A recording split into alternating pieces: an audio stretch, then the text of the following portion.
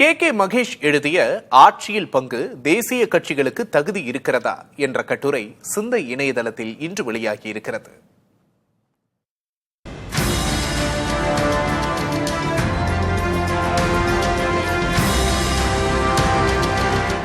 எண்பதுக்கும் மேற்பட்ட முறை மாநில அரசுகளை கலைத்த காங்கிரசுக்கு மாநிலங்களுக்கான அதிகார பகிர்வு தொடர்பாக சர்க்காரியா கமிஷனும் பூஞ்ச் கமிஷனும் அளித்த பரிந்துரைகளை குப்பை தொட்டியில் வீசிய காங்கிரசுக்கு ஆட்சியில் பங்கு கேட்க என்ன தகுதி இருக்கிறது என வினவுகிறது கே மகேஷின் கட்டுரை. பாஜக ஒருபோதும் ஆட்சியில் பங்கு கேட்பதில்லை.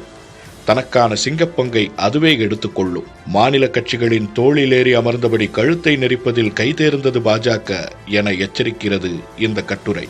விசிக போன்ற சிறு கட்சிகளுக்கு அளிக்கப்படும் கூட்டணி ஆட்சி அதிகாரம் ஒருபோதும் மேலேயுள்ள கட்சியை வீழ்த்தக்கூடியதாக மாறுவதில்லை. ஆனால் டெல்லியை ஆளும் வல்லாதிக்க சக்திகள் அப்படி அல்ல என்று அழுத்தமாக சொல்கிறது சிந்தை கட்டுரை.